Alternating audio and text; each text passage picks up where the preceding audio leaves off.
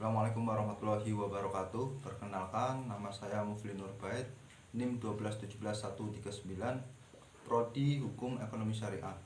Di sini saya dari kelompok 1 ingin mencoba membahas tentang alternatif dispute resolution atau ADR. Guna untuk memenuhi tugas dari Bapak Fakhrodin SHI MHI, untuk pembahasannya akan dibahas oleh rekan saya. Silakan. Assalamualaikum warahmatullahi wabarakatuh. Nama saya Ahmad Anakib, NIM 1218079. Di sini saya akan menjelaskan tentang pengertian alternatif dispute resolution. Alternatif dispute resolution merupakan suatu istilah asing yang perlu dicarikan padahalnya dalam bahasa Indonesia. Berbagai istilah dalam bahasa Indonesia telah diperkenalkan pada berbagai forum oleh berbagai pihak seperti pilihan penyelesaian sengketa atau PPS, kemudian mekanisme alternatif penyelesaian sengketa atau MAPS, kemudian pilihan penyelesaian sengketa di luar pengadilan, dan mekanisme penyelesaian secara kooperatif. Dalam kamus hukum dibedakan antara istilah alternatif penyelesaian sengketa dan ADR seperti berikut ini. Alternatif penyelesaian sengketa merupakan suatu pilihan penyelesaian sengketa yang dipilih melalui prosedur yang disepakati oleh para pihak yang bersengketa, yaitu penyelesaian di luar pengadilan dengan cara melakukan negosiasi, konsultasi, mediasi, ataupun dengan menggunakan penilaian para ahli. Kemudian ADR merupakan suatu konsep yang meliputi berbagai bentuk pilihan penyelesaian sengketa selain proses peradilan, yaitu melalui cara-cara yang sah menurut hukum, baik berdasarkan pendekatan konsensus ataupun tidak. Assalamualaikum warahmatullahi wabarakatuh. Nama saya Muhammad Mayasun Adekal Saki, NIM 1217140. Di sini saya akan menerangkan tentang latar belakang munculnya alternatif dispute resolution atau ADR. Sejarah munculnya ADR dimulai pada tahun 1976 ketika Ketua Mahkamah Agung Amerika Serikat, Warren Burger, mempelopori ide ini pada suatu konferensi di Sao Paulo, Amerika Serikat.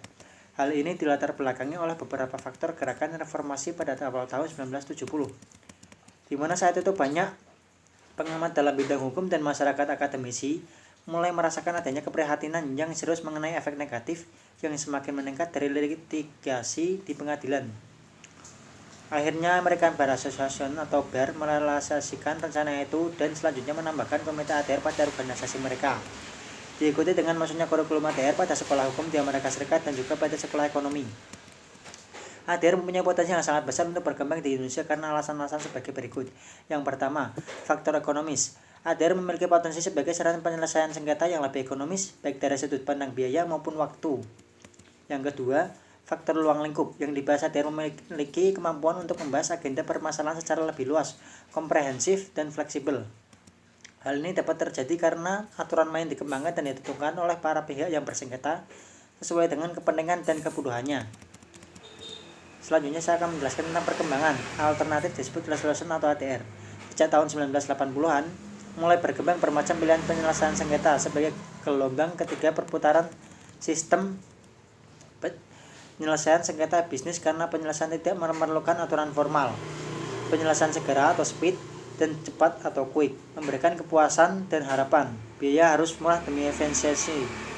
Hasil yang diinginkan berisi penyelesaian sengketa untuk melangkah ke depan, bukan mempermasalahkan masa lalu, dan penanganannya diserahkan kepada profesional oleh orang yang betul-betul ahli atau expert. Adapun Muhammad Yahya Rahab menyebutkan beberapa alasan lain perlunya alternatif penyelesaian sengketa selain melalui proses litigasi, yaitu sebagai berikut. Yang pertama, adanya tuntutan dunia bisnis untuk menyelesaikan sengketa secara sederhana, cepat, dan biaya ringan. Yang kedua, adanya berbagai kritik umum yang dilontarkan terhadap dunia peradilan. Dengan demikian, dapat dikatakan bahwa kehadiran ADR sebagai jawaban kritis dari cara penyelesaian sengketa yang formalistik yang dilakukan oleh badan-badan peradilan. alternatif penyelesaian sengketa mempunyai kadar ketertarikan pada aturan main yang bervariasi, dari yang paling kaku dalam menjalankan aturan main sampai pada yang paling relaks. Tidak semua model alternatif penyelesaian sengketa baik untuk para pihak yang bersengketa. Suatu alternatif penyelesaian sengketa yang baik setidak-tidaknya haruslah memenuhi prinsip-prinsip sebagai berikut. Yang pertama, efisien dari segi waktu. Yang kedua, hemat biaya. Yang ketiga, dapat diakses oleh para pihak, misalnya tempatnya yang jauh atau yang ada dalam pelosok-pelosok desa. Cukup sekian. Wassalamualaikum warahmatullahi wabarakatuh. Baik, selanjutnya akan saya bahas mengenai jenis, bentuk, dan karakteristik alternatif dispute resolution. Yang pertama yaitu merujuk pada pasal 1 angka 10 Undang-Undang Nomor 30 Tahun 1999. Alternatif penyelesaian sengketa terdiri dari penyelesaian di luar pengadilan dengan menggunakan metode konsultasi, negosiasi, mediasi, konsiliasi, atau penilaian ahli. Jadi jenis-jenis alternatif penyelesaian sengketa tersebut dapat dipilih baik oleh para pelaku bisnis maupun masyarakat pada umumnya untuk menyelesaikan persengketaan perdata yang mereka alami. Kemudian selanjutnya akan saya bahas mengenai 5 jenis yang tadi sudah saya sebutkan. Yang pertama yaitu mediasi. Mediasi merujuk pada peran yang ditampilkan pada pihak ketiga sebagai mediator dalam menjalankan tugasnya. Jadi menjalankan tugasnya, kemudian menengahi dan menyelesaikan sengketa para pihak. Mediator harus berada pada posisi netral dan untuk memihak dalam penyelesaian sengketa tersebut. Yang kedua yaitu konsultasi. Konsultasi adalah permohonan nasihat atau pendapat untuk menyelesaikan suatu sengketa upaya secara kekeluargaan yang dilakukan oleh para pihak kepada pihak ketiga. Kemudian yang ketiga yaitu negosiasi. Negosiasi merupakan suatu proses tawar-menawar atau upaya untuk mencapai kesepakatan dengan pihak lain melalui proses interaksi komunikasi yang dinamis dengan tujuan untuk mendapatkan penyelesaian atas jalan keluar suatu masalah tersebut. Kemudian 4 konsultasi. 4 konsiliasi. Konsiliasi merupakan suatu penyelesaian sengketa di luar pengadilan melalui pemufakatan atau musyawarah yang dilakukan sendiri oleh para pihak yang bersengketa dengan didampingi atau ditengahi oleh seorang atau lebih pihak ketiga yang netral dan bersifat aktif sebagai konsiliator. Kemudian yang kelima yaitu penilaian ahli. Penilaian ahli yaitu merupakan suatu penilaian yang teknis dan ahli. Untuk selanjutnya yaitu bentuk dan karakteristik ADR. Meskipun ADR tidak dianggap sebagai pengganti dari mekanisme penyelesaian sengketa melalui litigasi di pengadilan, namun ADR merupakan jawaban dari praktisi-praktisi hukum yang mempunyai pandangan kritis dari sistem peradilan. Misalnya, lamanya suatu proses litigasi di pengadilan untuk mencapai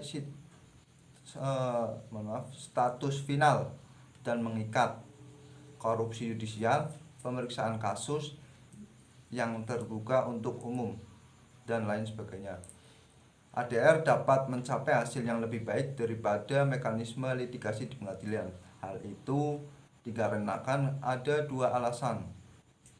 Antara lain yaitu yang pertama, jenis perselisihan membutuhkan cara pendekatan yang berlainan dan para pihak yang bersengketa merancang mekanisme khusus untuk menyelesaikan berdasarkan musyawarah. Dan yang kedua mediasi dan bentuk ADR lainnya melibatkan partisipasi yang lebih intensif dan langsung dalam usaha penyelesaian dari semua pihak, dan akibatnya dikatakan bahwa ADR merupakan suatu cara penyelesaian perselisihan yang bukan lagi alternatif. Terima kasih dari saya. Assalamualaikum warahmatullahi wabarakatuh. Perkenalkan, nama saya Ensya Wiratul Rizkia, NIM 1219045. Untuk pembahasan yang selanjutnya yaitu tentang bentuk dan karakteristik alternatif dispute resolution atau bisa juga disebut dengan ADR. Meskipun ADR tidak dianggap sebagai pengganti dari mekanisme penyelesaian sengketa melalui litigasi di pengadilan, namun ADR merupakan jawaban dari praktisi-praktisi hukum yang mempunyai pandangan kritis dari sistem peradilan. Misalnya, lamanya suatu proses litigasi di pengadilan untuk mencapai status final dan meningkat, korupsi yudisial, pemeriksaan kasus yang terbuka untuk umum, maraknya maklar kasus, dan lain-lain. ADR dapat mencapai hasil yang lebih baik daripada mekanisme litigasi di pengadilan. Hal ini dapat dikarenakan oleh dua alasan, yaitu alasan yang pertama, jenis perselisihan membutuhkan cara pendekatan yang berlainan, dan para pihak yang bersengketa merancang mekanisme khusus untuk penyelesaian berdasarkan musyawarah. Untuk alasan yang kedua, yaitu mediasi dan bentuk ADR lainnya melibatkan partisipasi yang lebih intensif dan langsung dalam usaha penyelesaian dari semua pihak, dan akibatnya dikatakan bahwa ADR merupakan suatu cara penyelesaian perselisihan yang bukan lagi alternatif. Bentuk utama dari penyelesaian sengketa meliputi yang pertama yaitu litigasi atau adjudikasi, yang kedua arbitrase, yang ketiga mediasi, dan yang keempat itu negosiasi yang memiliki karakteristik tersendiri yang berbeda antara satu dengan yang lainnya. Untuk karakteristiknya itu yang pertama ada sukarela atau tidak sukarela, yang kedua ada pemutus, yang ketiga ada banding atau mengikat dan tidak mengikat, yang keempat ada pihak ketiga, yang kelima ada derajat formalitas, dan kemudian untuk yang keenam itu ada aturan pembuktian, untuk yang ketujuh ada hubungan para pihak, yang kedelapan ada fokus penyelesaian, yang ke-9 ada proses penyelesaian, yang ke-10 ada suasana emosional, yang ke-11 ada hasil, dan yang 12 ada publikasi, dan yang terakhir yang ke-13 ada jangka waktu. Untuk karakteristik secara detailnya bisa dilihat dalam makalah dari kelompok kami. Untuk penyelesaian sengketa dan dengan menggunakan alternatif mekanisme ADR dilakukan berdasarkan suatu kesepakatan dari para pihak yang bersengketa. Oleh karena itu, bentuk putusan ADR atas sengketa yang terjadi pun timbul dari kesepakatan yang akan dikeluarkan oleh para pihak yang bersengketa tersebut. Dengan kata lain, kesepakatan merupakan hal yang dicari dalam ADR. Untuk selanjutnya yaitu penutup, dapat disimpulkan bahwa alternatif dispute resolution atau ADR merupakan suatu peranata penyelesaian sengketa di luar pengadilan yang mekanismenya berdasarkan sebuah kesepakatan dari para pihak dengan mengesampingkan penyelesaian sengketa secara litigasi di pengadilan. Kehadiran ADR sebagai jawaban kritis dari cara penyelesaian sengketa yang formalistik yang dilakukan oleh badan-badan peradilan, ADR mempunyai potensi yang sangat besar untuk berkembang di Indonesia karena beberapa alasan sebagai berikut. Yang pertama, faktor ekonomis, yang kedua, faktor ruang lingkup yang dibahas, dan yang ketiga, faktor pembinaan hubungan baik. ADR mulai muncul pada tahun 1976 ketika Ketua Mahkamah Agung Amerika Serikat Warren Burger mempelopori ide ini pada suatu konferensi di Saint Paul, Minnesota, Amerika Serikat.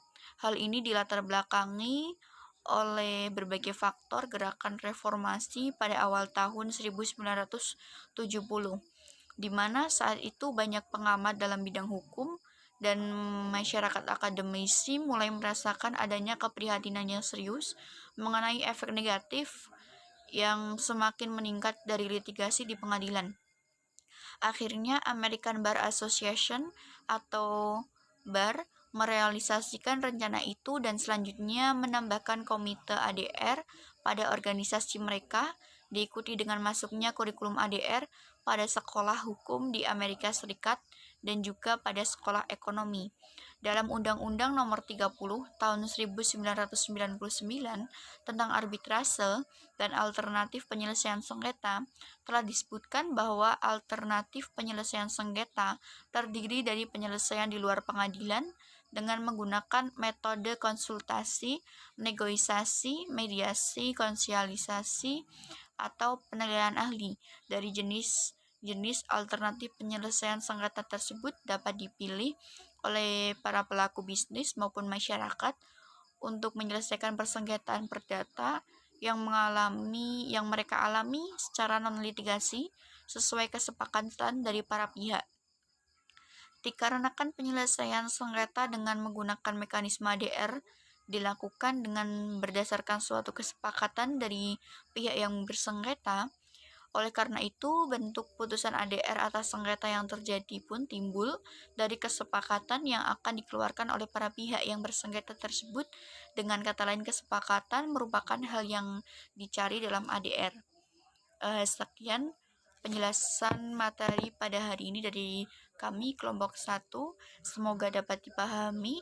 Apabila ada yang kurang jelas bisa ditanyakan dalam diskusi nanti. Kurang lebihnya mohon dimaafkan. Wallahu muwaffiq ila aqwamit thoriq. Wassalamualaikum warahmatullahi wabarakatuh.